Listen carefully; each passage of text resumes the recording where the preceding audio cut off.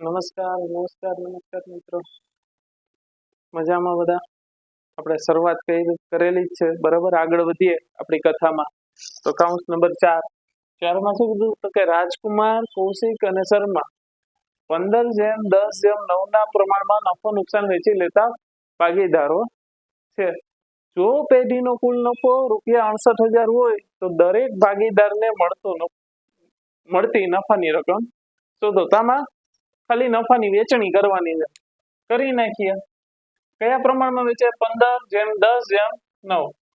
15, 25, 25 ને 9, 34. એટલે કે પેઢીનો કુલ ₹34 નફો થયો હોય તેમાંથી ₹15 રાજકુમાર લઈ જશે, 10 કૌશિકને મળશે, 9 શર્માને મળશે. કરીએ નફાની વેચણી. નફાની વેચણી.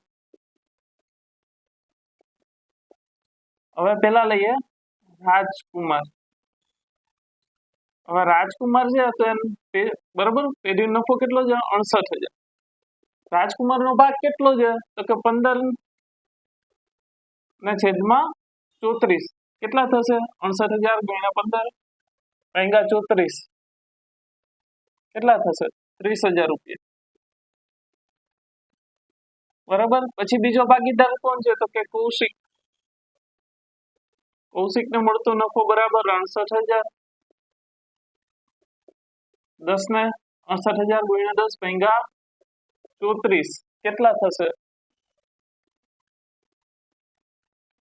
20,000.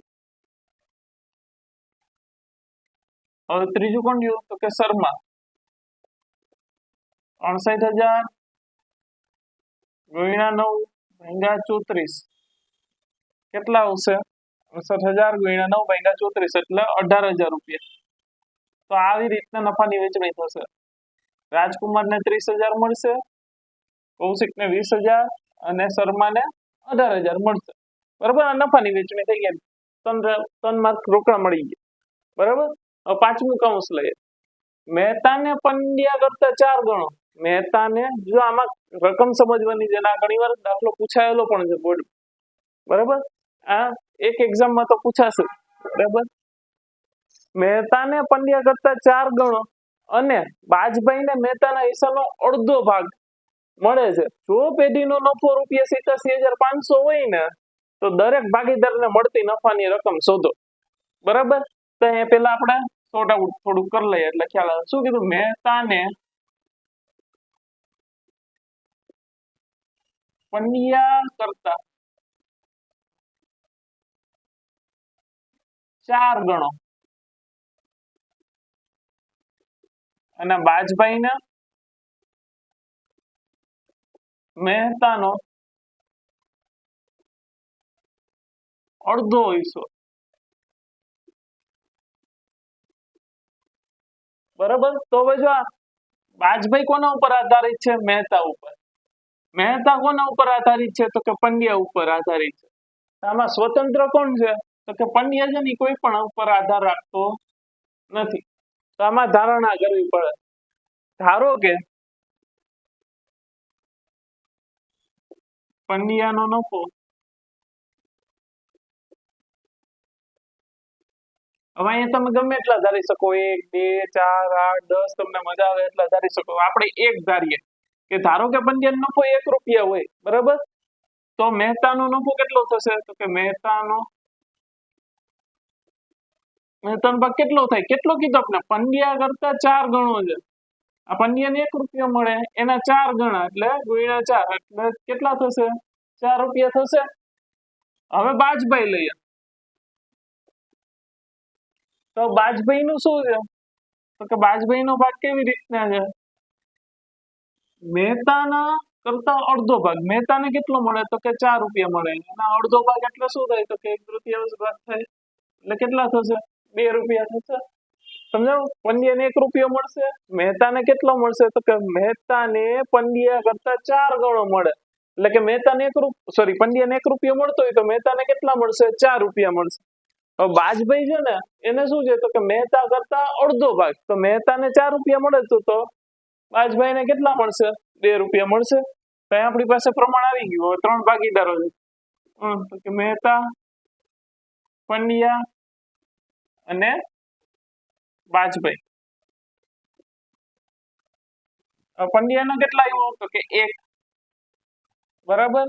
મહેતાનો કેટલો આવ્યો તો કે 4 અને બાજભાઈના 2. તો પ્રમાણ શું આવ્યું? 4:1:2. આ નફા નુકસાનનું પ્રમાણ આવ્યું ને હવે આપણી પાસે નફો છે એમાં નફાની વેચણી કરવાની છે. તો કે નફાની વેચણી પેલા છે મહેતા. તો પેઢી નફો કેટલો હોય તો કે 87,500. એમાંથી મહેતાને કેટલો મળે? 4/7 ભાગ મળશે ને, બરાબર.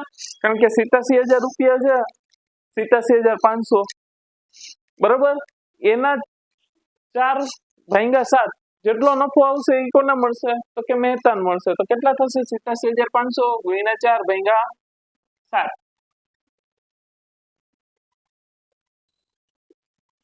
50,000. પછી કોણ છે? તો કે પંડ્યા છે. પંડ્યાને કેટલો મળશે? તો કે 87,500 ગુણ્યા 1/7. કારણ કે એનો ભાગ કેટલો છે? 1. કુલ પ્રમાણ 7 રૂપિયા છે. કે પેઢી 7 રૂપિયા નફો કરશે ને તેમાં 4 મહેતાને મળશે, 1 પંડ્યાને મળશે ને 2 બાજભાઈને મળશે. કેટલા થશે? 12,500. પછી ત્રીજું કોણ થયું? બાજભાઈ. બાજભાઈને કેટલા મળશે? તો કે 87,500 ગુણ્યા 2/7 કેટલા થશે? 25,000. આવી રીતે નફાની વેચણી થાય. સમજાણું? પાછું સમજાવી દઉં. જો રકમમાં શું કીધું? મહેતાને પંડ્યા કરતા 4 ગણો અને બાજભાઈને મહેતાના હિસ્સાનો અડધો ભાગ. હવે જો હંમેશા ધારણા કરવી હોય ને તો જે સ્વતંત્ર હોય ને એની ધારણા કરી શકીએ. આ બધા તો એકબીજા ઉપર આધારિત. જો મહેતા કોના ઉપર આધારિત છે? પંડ્યા ઉપર આધારિત. બાજભાઈ કોના ઉપર આધારિત છે? તો કે મહેતા ઉપર આધારિત. તો કોઈ આધાર વગરનું કોણ છે? તો કે પંડ્યા છે. એના બરાબર ધારણા કરાય. તો કે ધારો કે પંડ્યાનો 1 રૂપિયા નફો હોય ત્યારે મહેતાનો કેટલો થશે? તો કે મહેતાને કેટલા કીધા? પંડ્યા કરતા 4 ગણા. ગણા એટલે ગુણાકાર. તો કે પંડ્યાને જો 1 રૂપિયો મળે તેના 4 ગણા કોને મળશે? મહેતાને મળશે. હવે બીજું શું કીધું? કે બાજભાઈ જે છે ને, બાજભાઈ એને મહેતાનો અડધો ભાગ. મહેતાને 4 રૂપિયા નફો મળે છે તો બાજભાઈને એનો અડધો ભાગ એટલે કેટલા મળવા જોઈએ? 2 મળવા જોઈએ. તો પ્રમાણ આવી ગયું, બરાબર. પણ હવે અહીં એક ઈ પણ ધ્યાન રાખવું કે ક્રમમાં ગોઠવવો પડે. કારણ કે આપણે લાઈનમાં આપ્યા છે ભાગીદારો. પેલા મહેતા છે, પછી પંડ્યા છે અને પછી બાજભાઈ. એટલે તમે આ જે લખો ને એ બરાબર પ્રમાણ લખવું જોઈએ. આ જે પ્રમાણ લખ્યું ને 4:1:2 એ બરાબર આવે તો જ આ નફાની વેચણી સાચી થાય. જો આડા સવડું લખો તમે તો એનો કોઈ મતલબ ના. તમે આમ લખી નાખો 1:4:2 એટલે કે લાઈનમાં લખવાની વાત છે ટૂંકમાં. અને નફાની વેચણી કરવાની છે. નફા નુકસાનનું પ્રમાણ મળી ગયું તો સીધું નફાની વેચણી કરવાની છે. આની પહેલા દાખલો જોયો તેમાં શું હતું કે ડાયરેક્ટ તમને નફા નુકસાનનું પ્રમાણ દઈ દીધું છે, નફાની જ વેચણી કરવાની. સમજાય છે? રેડી અહીંયા સુધી? બાકીના આગળના દાખલા આપણે નેક્સ્ટ લેક્ચરમાં. Thank you so much everyone.